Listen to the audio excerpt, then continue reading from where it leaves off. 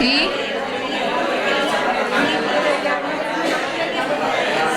Guardamos silencio, por favor. Bueno, retomamos la jornada con la siguiente ponencia a cargo de doña Ana Rocío Valladolid Márquez, psicóloga y técnica de la Asociación Halcón de Almonte.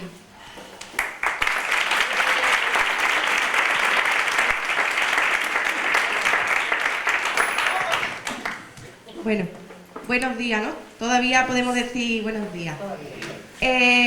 Como ha dicho Rocío, soy Ana.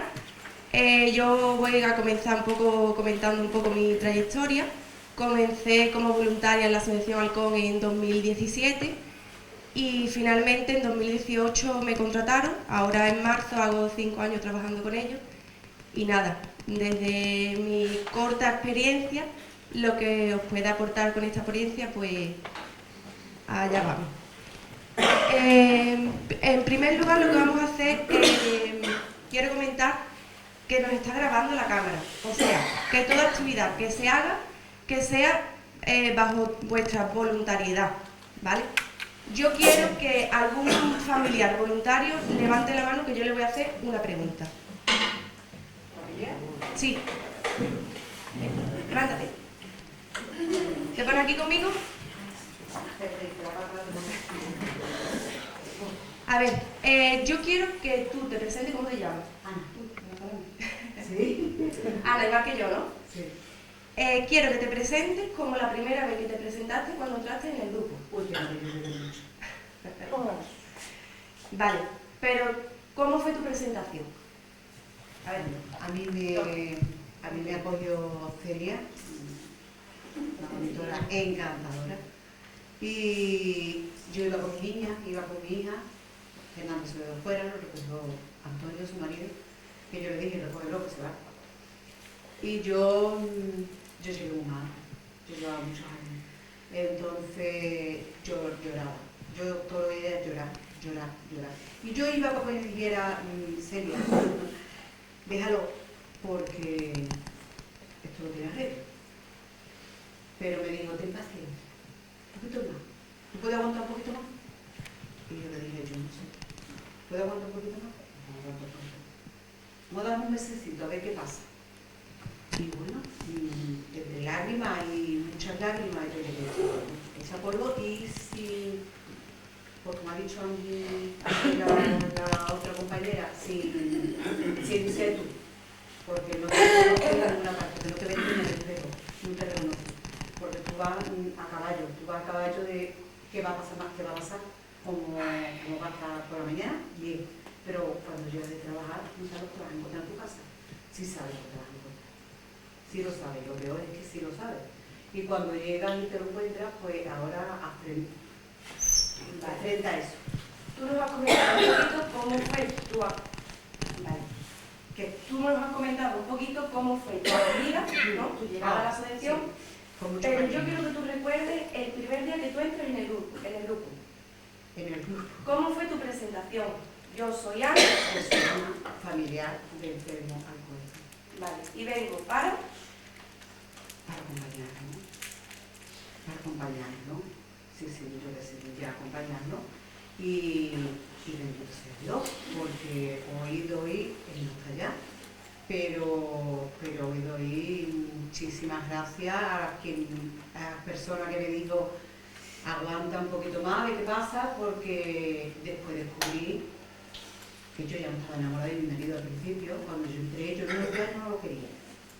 Y descubrí lo que era otra vez mi marido, con el que yo me casé con 17 años y medio. Y pues ese cariño, yo volví a enamorarme de mi marido. Y ese fue, yo seguía enamorada perdidamente de él, porque él fue fantástico, fue una rehabilitación muy buena desde el primer día, con mucha ganas, muy pausado, muy silencioso, porque él no era hablar, pero de escuchar mucho y de llevárselo todo para adentro. Y fue una rehabilitación buenísima. Bueno, pues yo voy a pedir un aplauso para Ana. ¿Vale?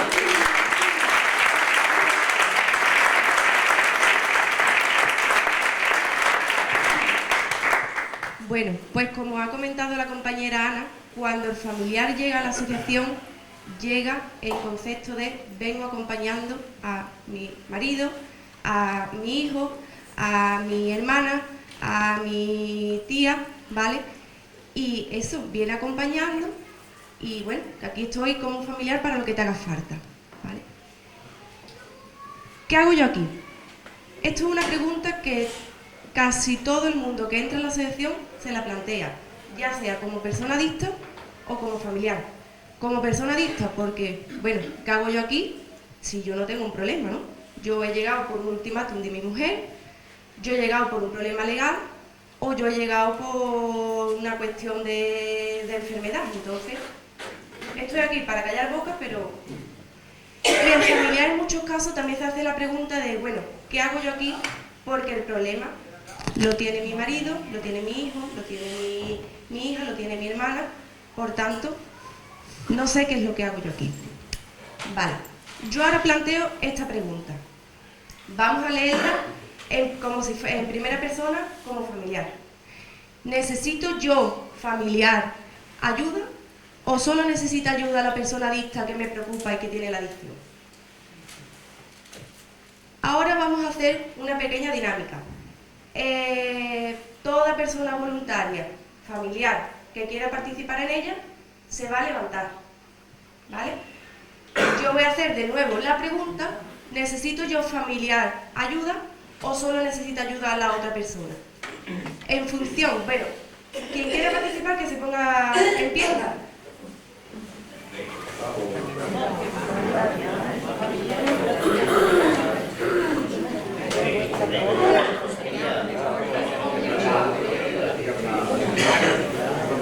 Ahora, os voy a pedir que nos situemos aquí al inicio de la sala. Vamos a partir desde aquí del inicio. Nos vamos a poner aquí.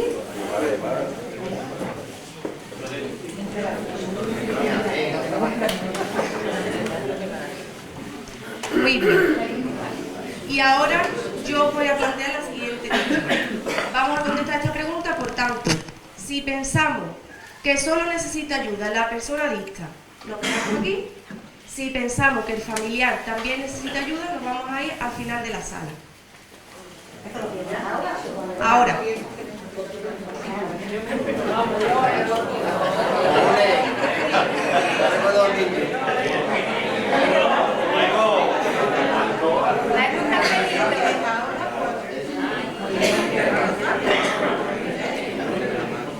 Bueno, al final hemos acabado todo al final de la sala, ¿no? Ahora yo quiero, al azar, si quiere alguien voluntariamente contestar unas preguntas, si no, pues yo elijo quien sea. A ver, ¿quién me va a contestar las preguntas? Venga. Hombre, yo os voy a decir una cosa. A mí me gustaría que no fuera alguien de la Asociación CUM. ¿Por qué? Porque si no se va a pensar que está preparado. Y aquí no está nada preparado. ¿Vale? Venga, alguien que no sea de la Asociación Alcohol. Muy bien. Porque, ¿cómo te llamas?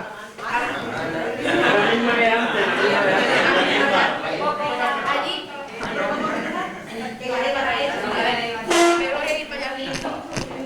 Me voy aquí contigo, ¿vale? ¿Por qué te has cambiado al otro lado del salón? He estado un poco liada, la verdad.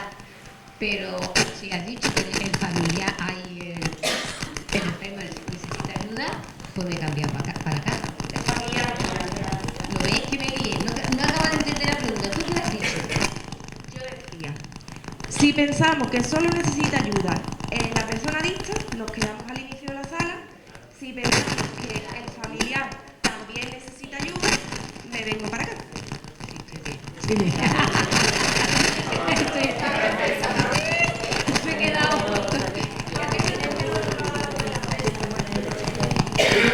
Porque he visto a lo largo del tiempo, al principio cuando yo llegué, no pensaba que... Vamos a poner si queréis, la frenamos podéis sentar. Y ella se viene adelante conmigo. ¿Vale? Y aquí no tenemos que hablar, ¿vale?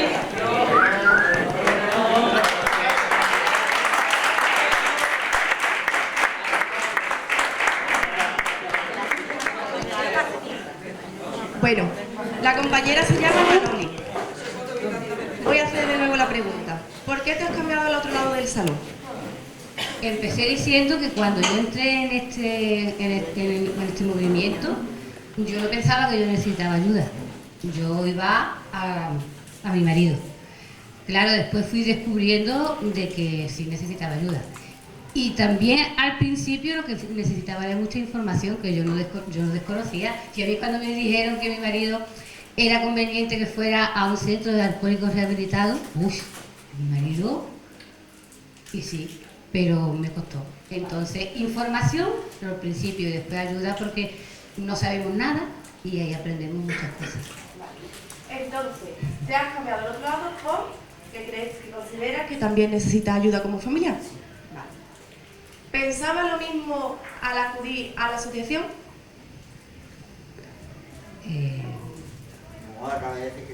Al principio no. Le he dicho que al principio yo iba a la asociación por acompañarlo a él, pero yo no pensaba que yo necesitaba ayuda. Vale. ¿Cómo se ha producido esa modificación? Es decir, ¿cómo se ha producido ese cambio de pensamiento? De al principio pensar que entro porque él es el que necesita ayuda, pero después a lo largo del tiempo voy viendo que yo también necesito ayuda.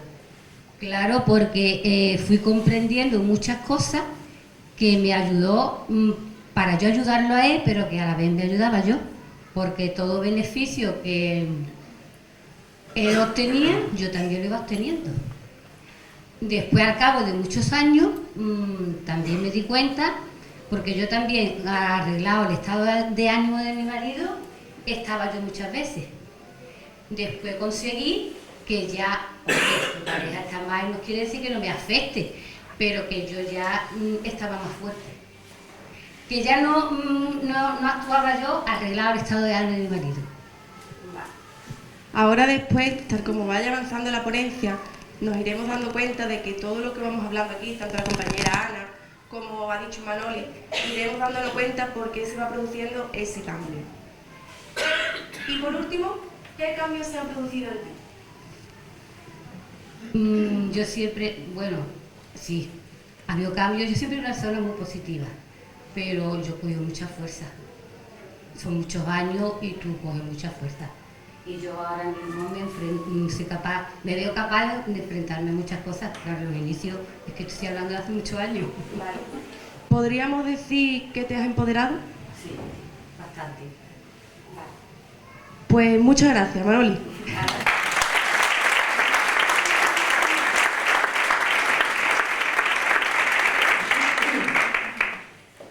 Bueno, como acabamos de ver, la adicción es una enfermedad familiar. ¿Qué quiere decir esto? Afecta a la persona adicta, a la persona consumidora, pero también afecta a la familia. Como pone aquí en el ejemplo, cuando una persona se está fumando un cigarro, la persona que está al lado también inhala el humo del cigarro que se está fumando esa persona. Es una fumadora pasiva. Pues lo mismo pasa con los familiares de las personas con adicciones, que inhalan todas las consecuencias de la persona con la adicción.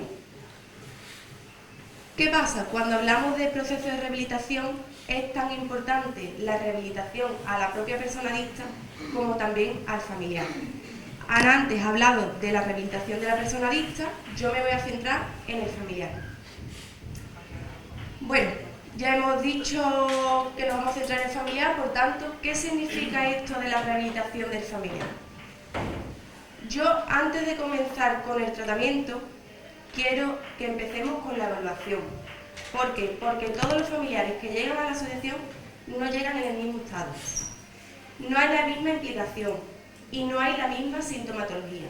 Por tanto, nosotros vamos a comenzar con la evaluación para después hacer una pausa en el tratamiento.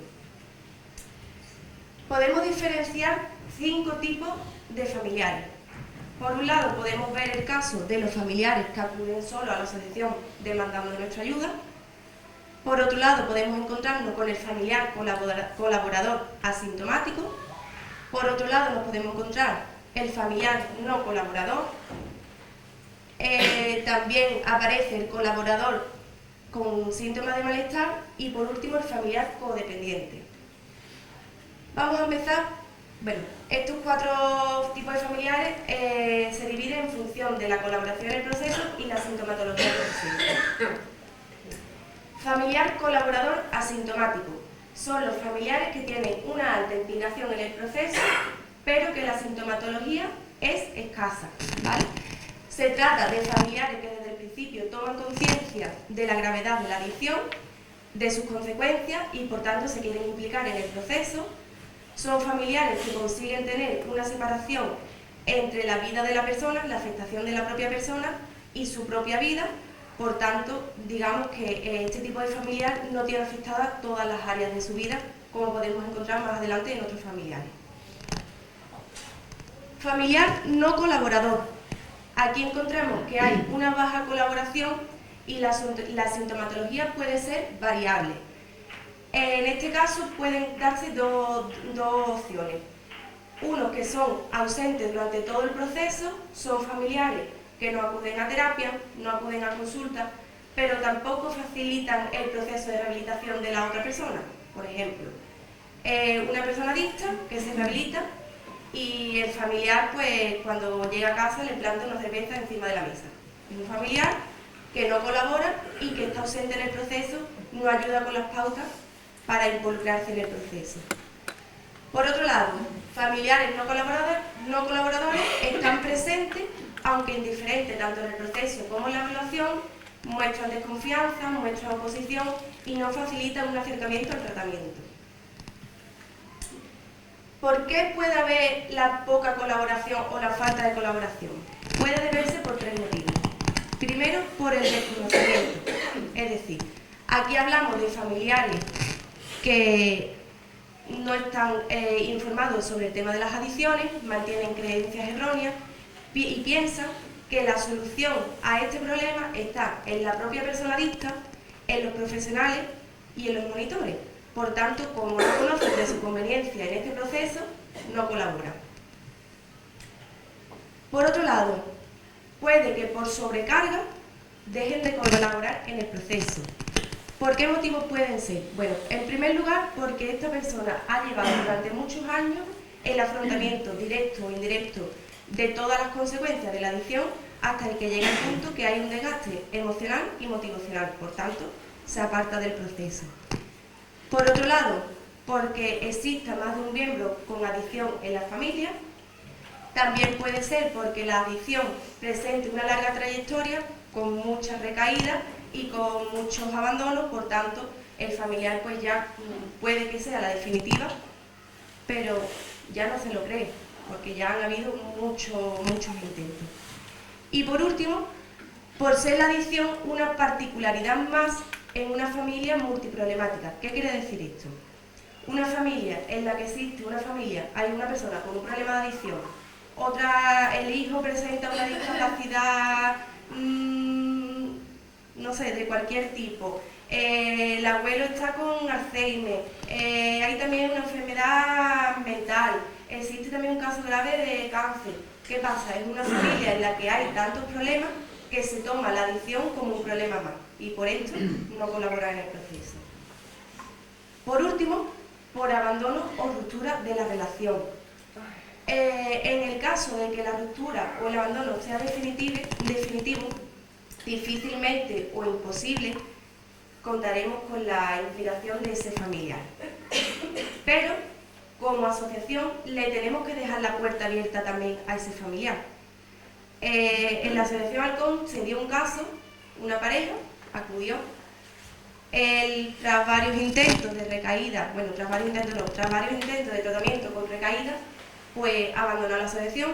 Finalmente la relación se acabó y al cabo de los meses el familiar acudió a la asociación buscando ayuda, porque aunque ya no estuviera con esa persona, sí presentaba toda la sintomatología y tenía el daño creado por la adicción. Por tanto, como asociación también estamos para ayudarle, ¿vale? Familiar colaborador con síntomas de malestar. Aquí hablamos de familiares con una alta implicación en el proceso, pero que también muestran sintomatología. Son familiares que toda la sintomatología y el malestar que presentan son provocados por la propia adicción. Son también personas que están receptivas a todas las indicaciones terapéuticas, tanto de los monitores como de los técnicos, realizan cambios, tanto en actitudes, en conducta, igualmente produce un beneficio tanto a la rehabilitación de la persona adicta, pero también al bienestar suyo propio. ¿De qué tipo de sintomatología estaríamos hablando? Bueno, estas personas presentan una sintomatología ansiosa, depresiva, hablaríamos de personas con preocupación constante, miedo, irritabilidad, temores, apatía, llanto, problemas de alimentación, problemas de sueño, dificultad para relajarse. Por otro lado, son personas que tienen pensamientos rumiativos y obsesivos respecto al tema de la adicción y la persona adicta. Y por último, también puede presentar somatizaciones. ¿Qué son las somatizaciones? Son la forma que nuestro cuerpo, o sea, nuestro ser, exterioriza el malestar. Es una sintomatología física, pero que no tiene ninguna causa biológica. Por ejemplo, una persona que presente síntomas o problemas digestivos, pero que va al médico y no hay ningún problema a nivel biológico, ¿vale? Esa es la forma que la ansiedad se exterioriza a través del cuerpo. También puede aparecer cefaleas, dolores de cabeza, pueden aparecer tensión muscular provocando contracturas, ¿vale? Y nos vamos al familiar codependiente. El familiar codependiente, la colaboración puede ser inadecuada y contraproducente, y la sintomatología que presenta esta persona la podemos encuadrar dentro del síndrome de la codependencia. Son personas que presentan una sintomatología muy clara, han centrado la mayor parte de su vida en la de la persona adicta, por tanto han relegado todas las cuestiones suyas personales y las han dejado a segundo plano, porque su objetivo principal es ayudar a la persona adicta, ¿vale? ¿Qué pasa? Que al final esta persona sufre un estado permanente de malestar, porque estoy constantemente pensando y relegándome en cuestiones personales por la otra persona. ¿Qué es la codependencia? Bueno, esta foto representa un poco lo que implica la codependencia. Sí que es verdad que es una foto que se queda un poco obsoleta, porque hoy en día no explica la variedad de familiares. ¿Por qué? Porque en el caso de la botella también nos podemos encontrar una mujer, y en el caso de la mujer nos podemos encontrar un hombre. Entonces, bueno, que veamos lo que quiere decir, pero que eso, que se queda corta, porque ahí también podría estar un hombre en vez de una mujer. La codependencia, ¿en qué consiste?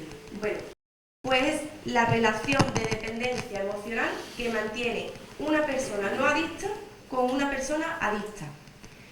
Se caracteriza principalmente por ser un vínculo patológico, dependiente e interdependiente.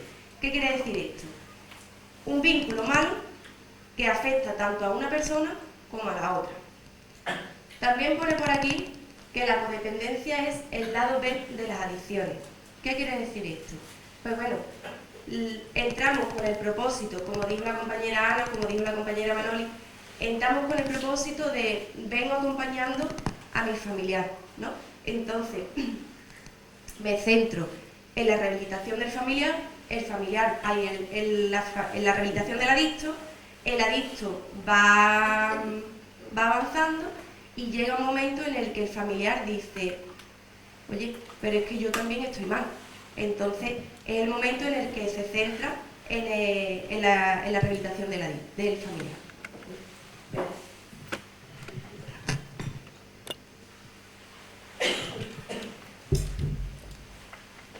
Diagnóstico de codependencia.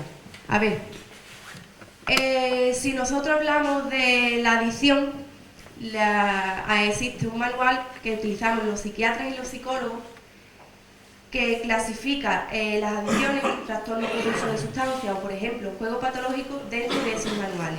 La codependencia no está escrita y no está clasificada en ningún manual, pero yo he hecho aquí un diagnóstico para que nos podamos sentir reflejados y podamos ver en qué consiste esto de la codependencia.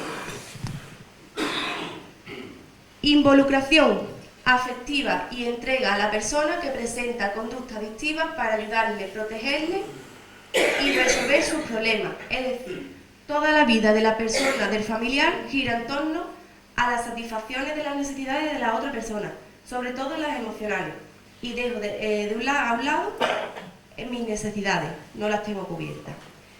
Creo que antes Antoñi comentó,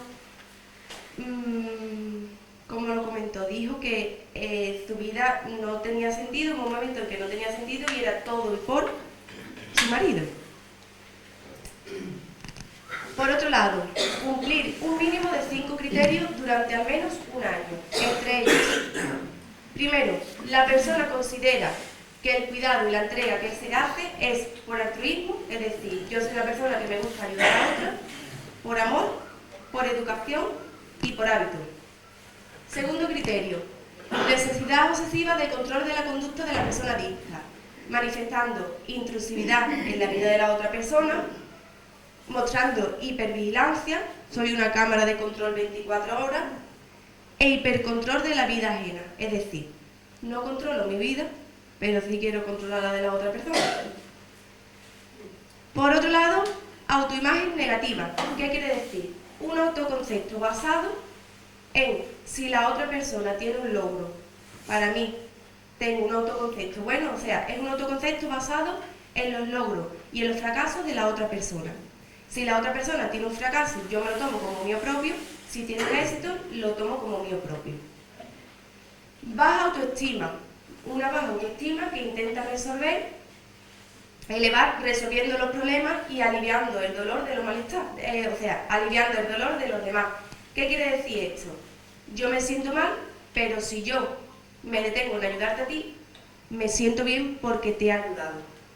Ahora después vamos a ver que al igual que las personas adictas tienen factores de riesgo que lo hacen más propensos a desarrollar una adicción, las personas, los familiares, en este caso los codependientes, tienen también factores de riesgo para desarrollar la codependencia. Entre ellos, pues esta necesidad, esta baja autoestima y esta necesidad de ser aprobado por los demás, ahora lo veremos que es un factor de riesgo que le lleva a ser más propenso para desarrollar una codependencia. Necesidad de aprobación constante. Miedo a la ruptura de la relación. Aparece angustia, aparece sufrimiento y todo esto aparece cuando la situación es real, o sea, cuando la ruptura es real, pero también si es imaginada. Daros cuenta, nuestro cuerpo segrega cortisol. Cortisol es una hormona, que me va a ir la palabra, es una hormona que nuestro cuerpo segrega. Por la noche está baja y cuando nos levantamos por la mañana está alta. Bueno, pues el cortisol se activa en las situaciones en las que aparecen estrés o ansiedad. Si es ese estrés o esa ansiedad, puede aparecer tanto si el peligro que tengo es real como si es imaginado en mi cabeza. Por tanto, el cortisol va a subir tanto si la situación es real como si la situación es imaginada. ¿Vale? Si yo por la noche, os voy a poner un ejemplo, si yo por la noche me voy a ir a dormir y ahora me pongo a pensar lo que tengo que hacer mañana y me pongo a pensar en las preocupaciones, ¿qué es lo que hago? La situación no es real, pero la situación sí es imaginada. Mi cuerpo no distingue entre lo que es real y lo que es imaginado, por tanto lo vive de igual manera. ¿Qué pasa? Eso me sube unos niveles de estrés, unos niveles de ansiedad que me impide que mi cuerpo esté relajado para dormir. Y también tiene miedo a la soledad. Por último, podemos hablar de una sensación de indefensión, es decir, ¿para qué voy a actuar si haga lo que haga? Yo no puedo hacer nada. Por otro lado, inescapabilidad. ¿Qué quiere decir esto? Bueno, pues se me ha dado esta situación, tengo que aguantarme. Me ha tocado un hijo o un marido con una adicción y yo no puedo hacer nada, tengo que aguantarme. Por otro lado, aparece también la victimización, que no solo se hacen las víctimas las personas adictas, los familiares también pueden victimizarse. Y por último, los sentimientos de culpabilidad. La persona, el familiar en este caso, asume como propia, como hemos dicho, los logros y los fracasos, por tanto, cuando hay un fracaso, pues yo me siento parte de culpa de lo que ha pasado. ¿Qué pasa? Tal como vamos avanzando en el proceso, en el tratamiento, nos vamos dando cuenta de que yo no soy la culpable o el culpable y por tanto esa persona es la que es la responsable, porque a mí no me gusta hablar de culpabilidad, a mí me gusta hablar de responsabilidad. La culpabilidad nos hace mantenernos pasivos ante el problema, la responsabilidad nos hace mantenernos activos, ¿vale? Por tanto, el responsable es la persona que ha cometido el error. Y por último, toda esta sintomatología tiene que provocar un deterioro significativo en la vida de la persona, ya sea a nivel familiar, a nivel social, a nivel laboral o otras áreas importantes del funcionamiento de la persona. Tiene que afectarle en sí a la persona. Bueno, ¿y qué diferencia hay entre el familiar C y el familiar D? Vamos a empezar con el familiar codependiente. Hemos dicho antes que el familiar codependiente centra todas sus energías, o sea, su objetivo principal es ayudar a la otra persona, a la persona adicta. Por tanto, su vida carece totalmente de sentido.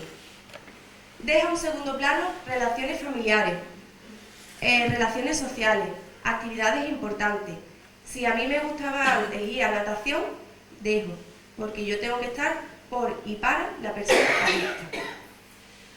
Asume como propia la rehabilitación de la otra persona, es decir, que si hay un fracaso, se culpabiliza. ¿Y qué pasa? Que todo esto interfiere negativamente en el proceso de la rehabilitación de la persona adicta. Por último, con el paso del tiempo, esta persona codependiente es incapaz de desligar totalmente su vida con la de la otra persona.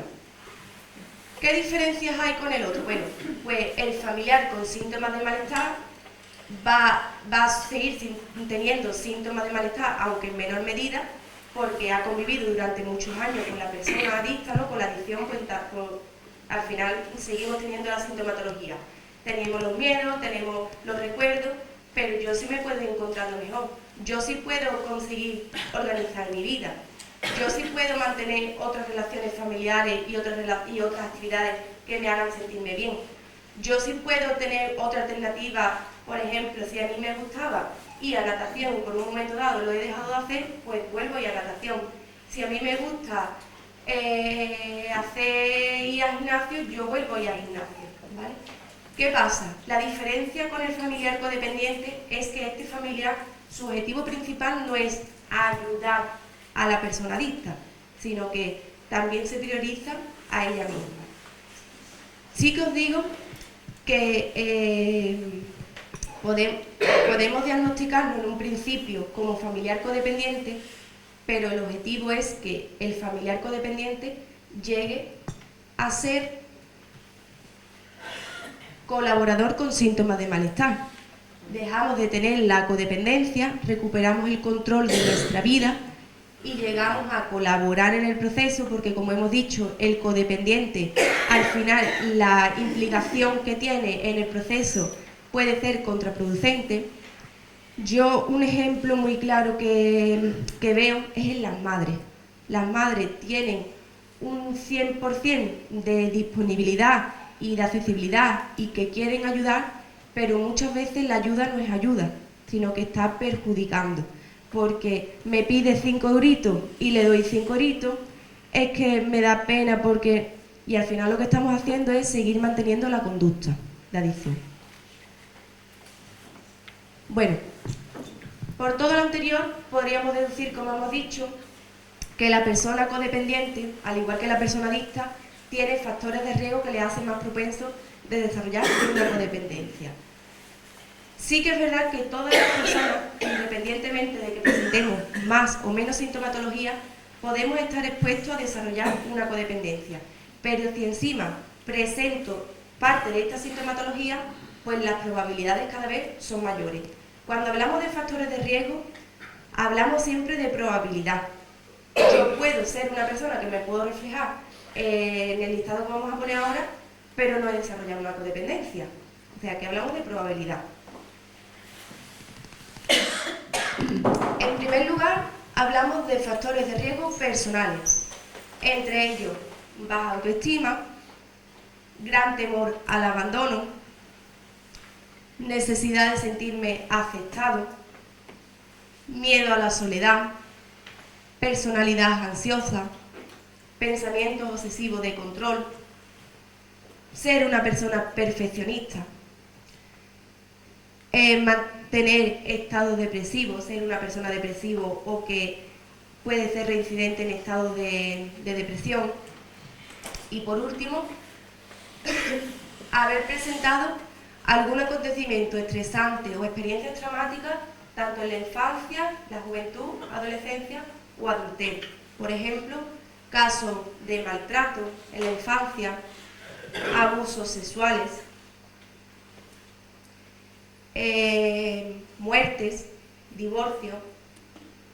Cuando pasan en la edad y de la infancia o en la adolescencia, forman a ser parte de nuestra vida como una experiencia traumática. Los familiares. Crecer en una familia disfuncional, que haya poca comunicación, que haya poca cohesión familiar, que haya un clima afectivo inadecuado o escaso, incluso que haya una ausencia de límites y normas. Por otro lado, dice, inadecuado estilo educativo familiar, es decir, que sea un estilo educativo negligente. Negligente significa que no tiene en cuenta las necesidades básicas de los niños, que haya un abandono familiar. Por tanto, esto le hace a la persona tener carencias afectivas. Estamos hablando de los familiares, ¿vale? Y en este caso de los codependientes. ¿Qué pasa en el caso de una familia donde existen problemas? Los padres solo satisfacen las necesidades básicas de alimentación, higiene, pero las emocionales no las tienes en cuenta. Bueno, pues los niños no aprenden a tener en cuenta esas emociones, no saben que ellos también son importantes. Son casos también en los que los hijos tienen que asumir roles que no les pertenecen. Tengo que asumir el rol de mi padre, tengo que asumir el rol de mi madre. Por tanto, aprende a que son ellos los que tienen que estar constantemente pendientes de otra persona. O sea, se llama una parentificación y al final me convierto en el padre de mi padre o en la madre de mi madre. No estamos acostumbrados a tener en cuenta sus necesidades. Llega un momento en el que en la vida adulta yo repito este patrón de comportamiento. Yo cuando me he hecho, por ejemplo, una pareja y al final, como yo lo que he aprendido es que tengo que satisfacer las necesidades emocionales de las otras personas y no tengo en cuenta las mías, pues al final, ¿qué pasa? Aparece la codependencia. Y por último, antecedentes familiares de consumo y adicciones. Las personas codependientes, o sea, las personas que en el seno de su familia ha habido alguna adicción, también tienen más probabilidad de tener tanto adicción como codependencia, ¿vale? Porque al final, como hemos hablado, han tenido que asumir roles que no les pertenecían. Por aquí he puesto algunos factores de riesgo y ahora vamos a ir viendo.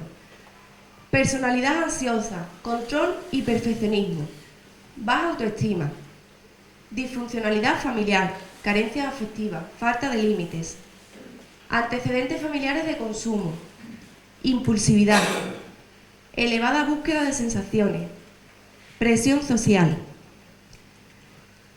Baja autoestima, disfuncionalidad familiar, antecedentes familiares de consumo, impulsividad, elevada búsqueda de sensaciones y presión social son factores de riesgo de la persona adicta o del familiar. Esto es una pregunta para ustedes.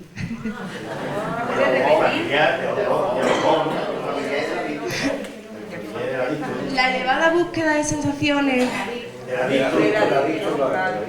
Estos son factores de riesgo de la persona adicta. ¿Vale? La persona adicta que desarrolla una dependencia hacia una sustancia o una conducta adictiva. Personalidad ansiosa, control, perfeccionismo, baja autoestima, antecedentes familiares de consumo y disfuncionalidad familiar. Concretamente podemos hablar, por ejemplo, de esas carencias afectivas. ¿De quién estamos hablando? de la persona codependiente.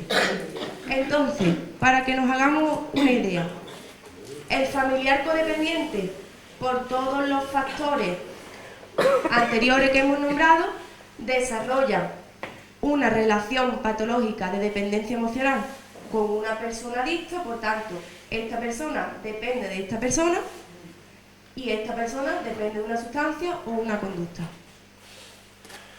¿Vale? La importancia de la familia en la rehabilitación. ¿Creéis que siempre será conveniente la colaboración del familiar? No.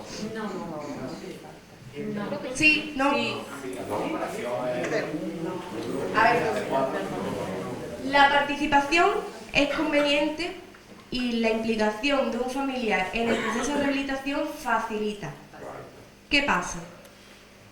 Hay casos concretos en los que la colaboración de ciertos familiares es contraproducente. Por tanto, el equipo técnico, ya sea monitores, técnicos en conjunto, decide si es beneficioso o es perjudicial para la persona. ¿Qué casos podemos hablar? Padres muy ancianos o enfermos, miembros con actitud destructiva hacia el paciente y no dispuestos al cambio, también familiares que quieren ir más deprisa en la rehabilitación. Venga, yo te sigo. Eso tampoco beneficia, ¿vale?, en la rehabilitación. Menores, hijos, no sería conveniente, ¿no? Porque al fin y al cabo entramos en una terapia donde se escuchan muchas situaciones y si ya es difícil para nosotros los adultos dirigir muchas situaciones que se dan, un menor, ¿qué hace? Familiares que han perdido el contacto durante años. Llega un momento que dice, bueno, ¿y si tú no has sabido de mi vida? ¿Para qué te quiero yo ahora aquí? ¿No? También hay que analizar las situaciones, porque hay casos de familiares que, bueno, quizás el responsable de todo lo que ha pasado ha sido la persona adicta, con el tiempo, con los años, pues de nuevo vuelven a hablarse y hay una buena comunicación, una buena relación. Familiares con una adicción o con un trastorno mental grave que no están estabilizados. Una persona que tenga una adicción o un familiar que tenga, por ejemplo, hablamos de un trastorno bipolar, una depresión muy severa, son personas que no van a facilitar el proceso de rehabilitación, por tanto, puede ser incluso contraproducente. Y por último, casos especiales que tengan ciertas particularidades, que son el equipo técnico, junta directiva, monitores, los que deciden qué hacer con esos casos y ver si es conveniente o no es conveniente la participación de esa persona. Por tanto, a modo de resumen, la participación de la familia es muy importante, pero no siempre es conveniente.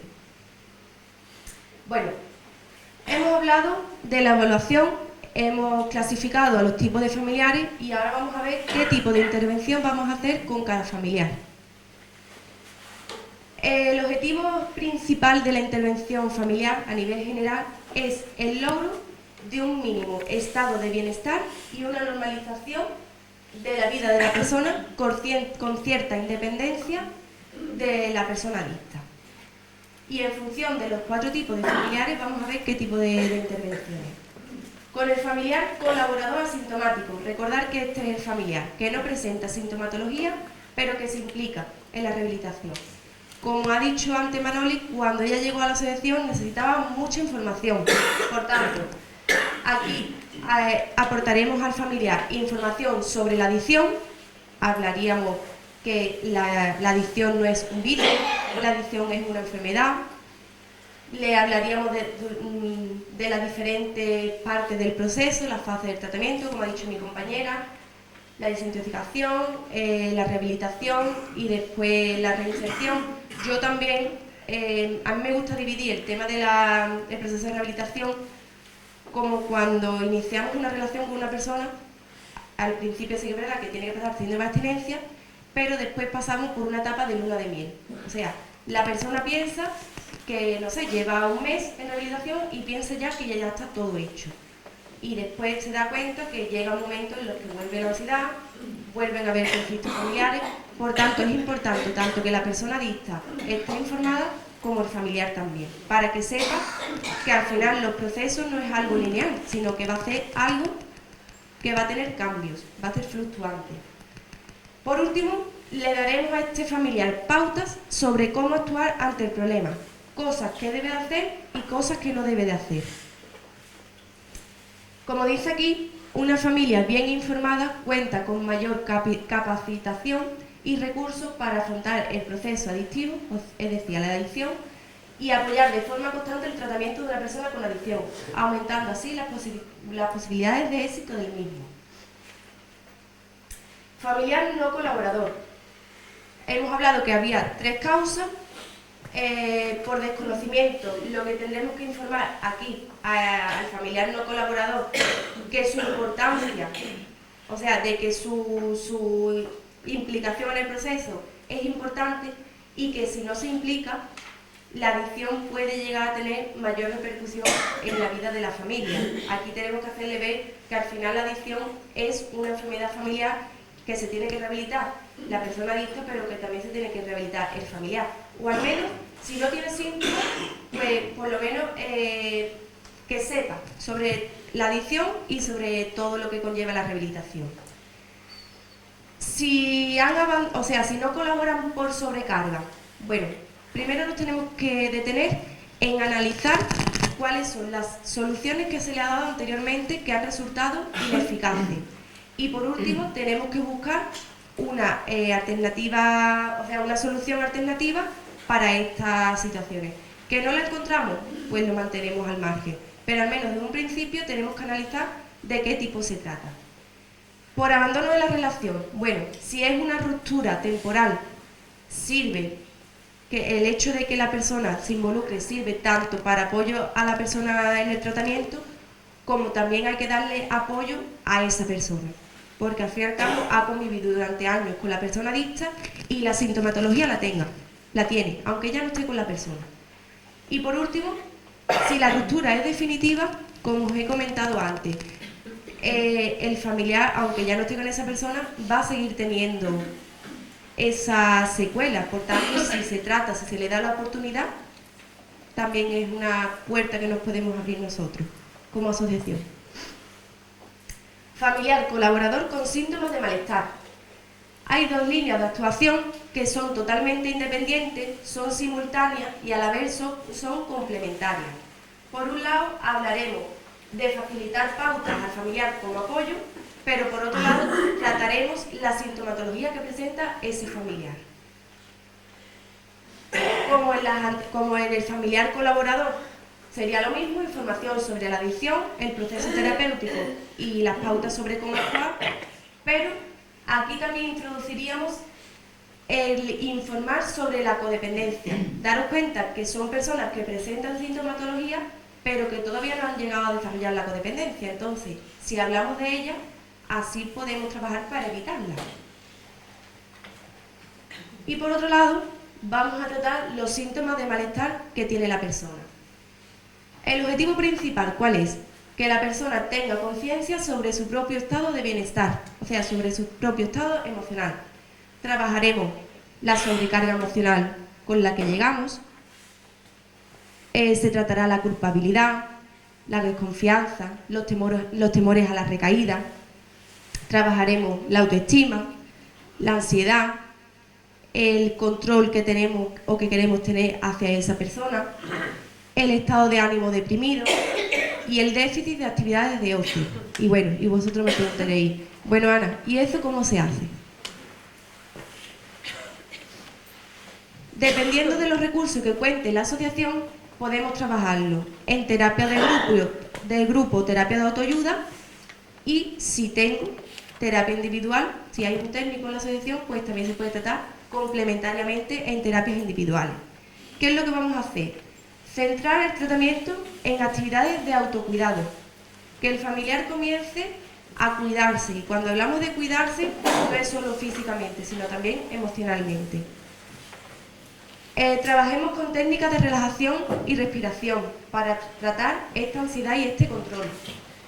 Trataremos La reestructuración de creencias erróneas, es decir, yo mantengo un pensamiento, pero hay pensamientos que son desadaptativos, que nos hacen crearnos malestar. Pues entonces hablaríamos de algunas técnicas que lo que nos hace es tener pensamientos que nos beneficien y que nos hacen estar bien. Por último, recuperar o iniciar actividades gratificantes y de ocio. Aquí hablamos de que presentan malestar, pero no han llegado al punto de dejar de lado completamente su vida. Por tanto, aquí hablaríamos de recuperar esas actividades. Por otro lado, el codependiente consistiría en lo mismo, pautas terapéuticas para apoyar a la persona adicta y también centrada en el propio familiar, pero la diferencia que hay entre este y el otro es que aquí nos basamos en un tratamiento específico de codependencia y en el anterior trataríamos síntomas, la sintomatología ansiosa-depresiva. Aquí lo mismo, trataríamos la información sobre la adicción, proceso terapéutico, las pautas sobre cómo actuar ante el problema, y aquí informamos sobre la codependencia, pero ya no es para evitarla, porque ya la persona sí la tiene. Por tanto, haríamos un trabajo de psicoeducación. Psicoeducación es que hablamos sobre lo que le pasa a la persona, al igual que una persona cuando entra en un grupo se siente identificado con aquella persona, ¿no? Porque tiene la misma problemática. Cuando nosotros le decimos al familiar, a ti te pasa esto, y te pasa esto, y cuando después de esto viene esto, la persona siente que han identificado cuál es su problema, entonces tiene la esperanza de que le podemos ayudar. Y por último, el tratamiento de la codependencia, pues al final sería, el objetivo principal es recuperar el control de la vida de la persona.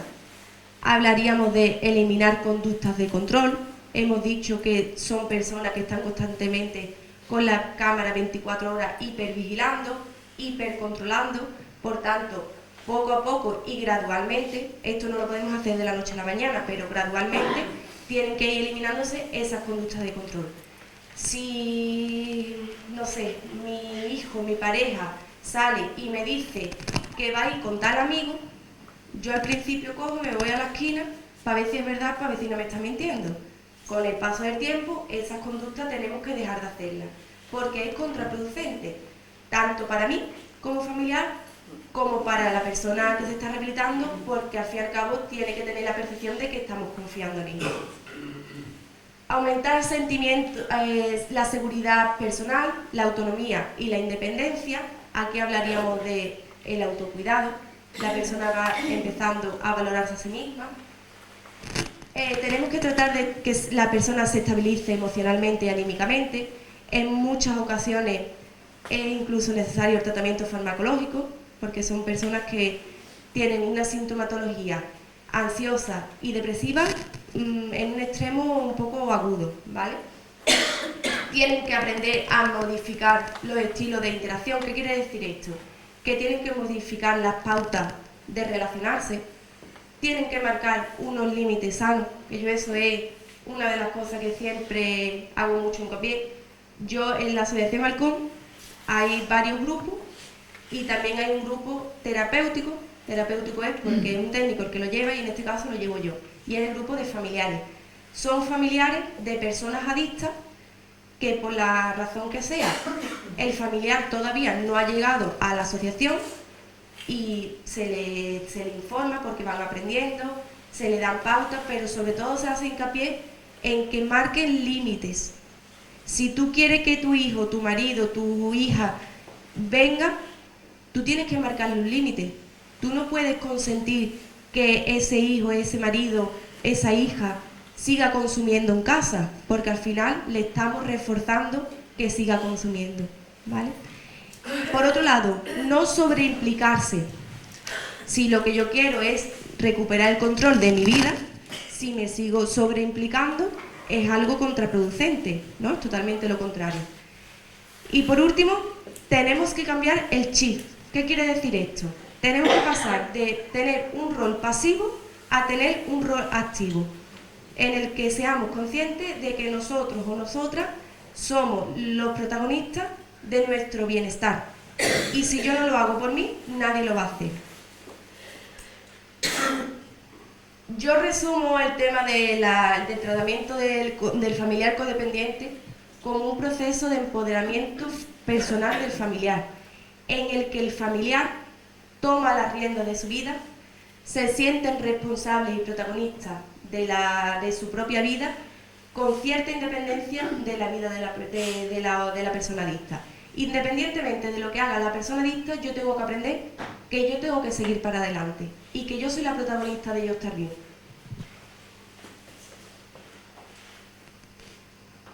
Aquí, como hemos visto antes, os mostré lo que podríamos definir como codependencia, y el objetivo al que queremos llegar es que nos liberemos, ¿vale? Que podamos recuperar el control de nuestra vida, que rompamos estas cadenas. Y por último, vamos a hacer un hincapié sobre la recaída de los familiares. ¿Creéis que los familiares tienen recaídas? Sí. ¿Y cuándo tiene un familiar una recaída? Cuando se rehabilita la persona.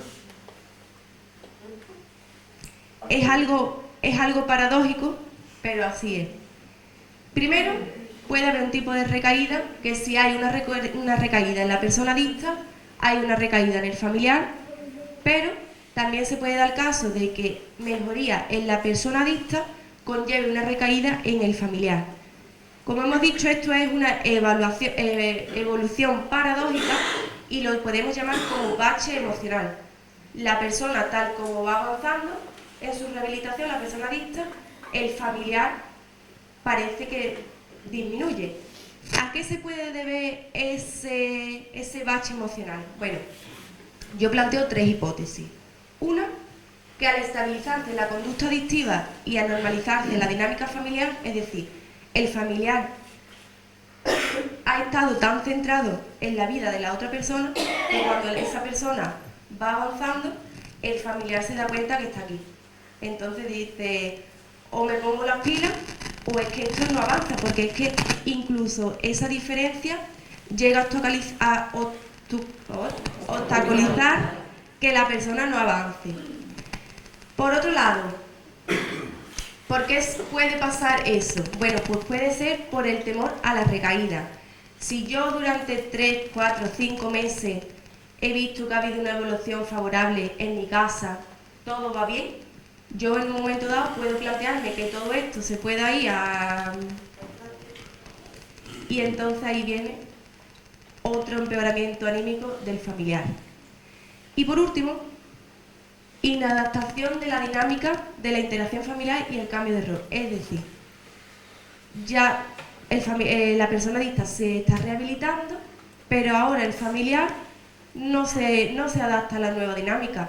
Porque, un ejemplo, yo como madre, como esta persona, como decía ayer el presidente de la FA, ¿no? Chema, decía, llegó un momento que mi mujer me dijo, pues hay que hacer esto, que hay que hacer lo otro, y él dijo, hay que ver cómo tienes la casa. Claro, es que esa persona ha tenido que asumir ambos roles. ¿Qué pasa? Cuando esa persona se rehabilita y quiere de nuevo asumir el rol que le pertenece, el familiar dice, uy, ¿aquí qué está pasando? Porque no estoy acostumbrado a esto, ¿vale? Este es otro tipo de empeoramiento anímico del familiar. Y si no hay dudas y preguntas, si hay dudas y preguntas.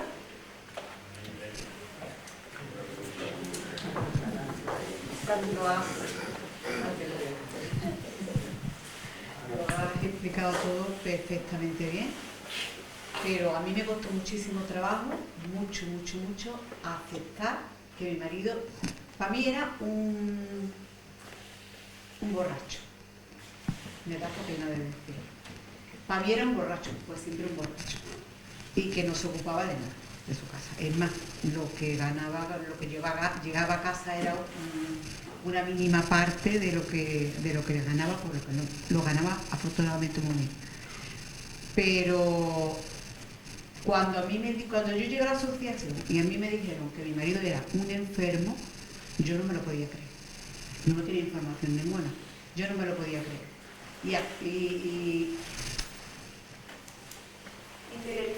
interiorizar yo eso me costó muchísimo trabajo. Él fue,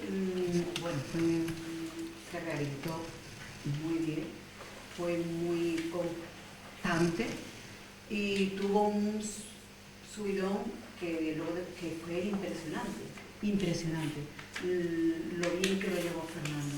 Pero yo no era capaz ni de lejos. Primero el miedo. Yo cuando llegaba de trabajar lo olía. Le decía, háblame, para olerlo, para ver si había bebido, no había bebido.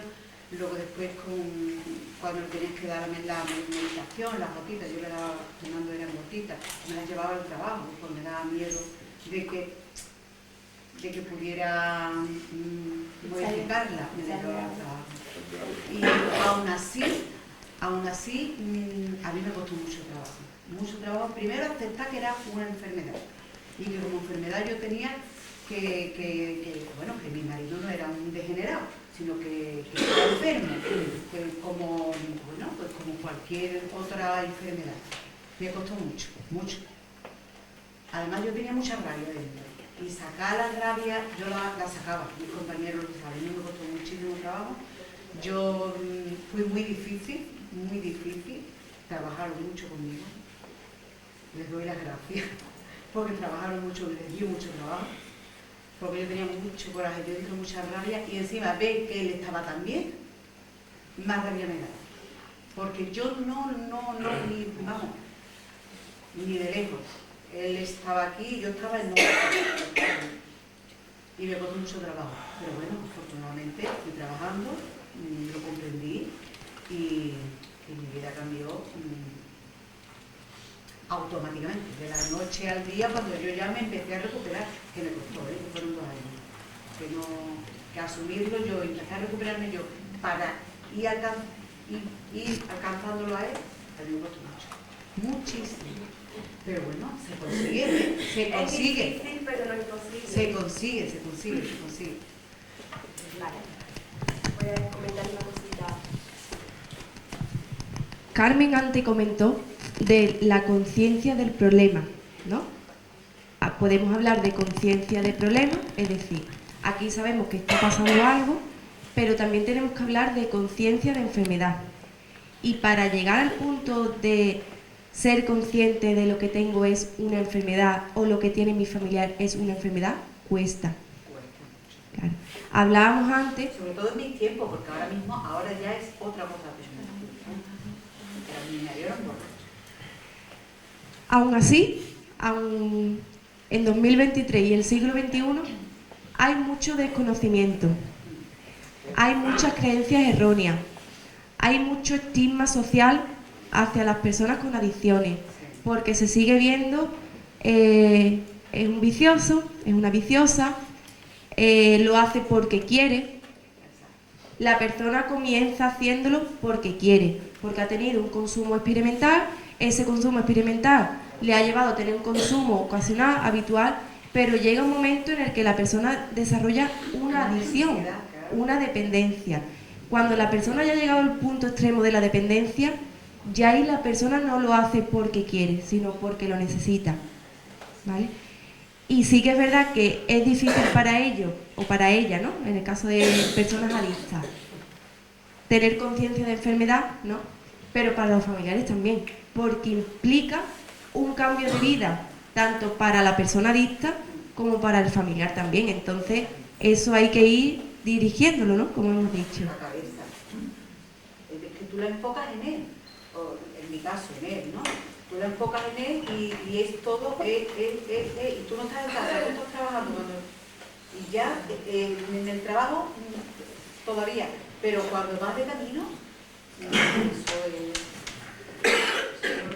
Ejemplo. Bueno, ¿alguna persona más que quiera comentarlo? ¿Celia? Tiene ganas de hablar. Quiero recalcar lo que tú dices de la conciencia. A mí lo que más me ha ayudado es lo que sea de plan. ¿No hace falta aquí?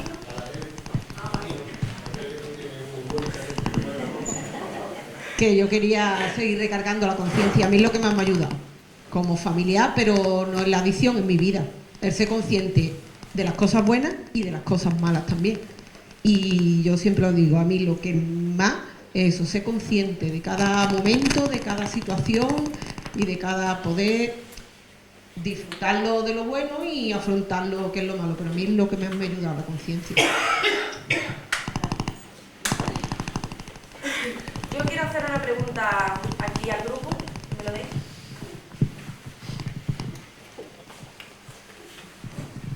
Familiares. ¿Con qué tipo de familiar os habéis sentido identificados o identificadas? Codependiente. ¿Y a día de hoy los familiares codependientes seguís en la codependencia o habéis conseguido iros al familiar colaborador con síntomas de malestar? Al menos ese es el objetivo. No podemos dejar de tener síntomas porque hemos tenido esta experiencia. Al final ha formado parte de nuestra vida y es una experiencia traumática. Pero bueno, eso no quiere decir que no podamos recuperar el control de nuestra vida y que aunque esa sintomatología esté ahí y se activen en determinados momentos, ¿no? Porque dejan huellas de memoria, yo voy a vivir. Bueno, pues por mi parte, muchas gracias por vuestra colaboración, por vuestra atención. Agradecer a las 4 asociaciones que han organizado este evento, porque sin estas cosas no seguiríamos aprendiendo, tanto vosotros de nosotros como nosotros de vosotros. Y nada, por último agradecer también a la Asociación Marcón por contar también un año más.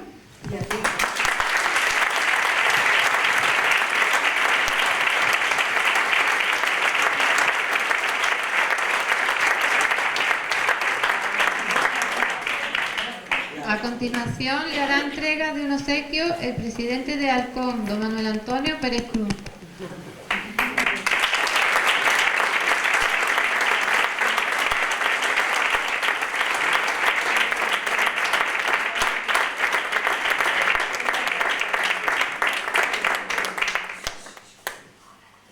Gracias, muchas gracias Ana, y creo que las terapias son a las 5, ¿no? Enferma. Lo que no sé la distribución.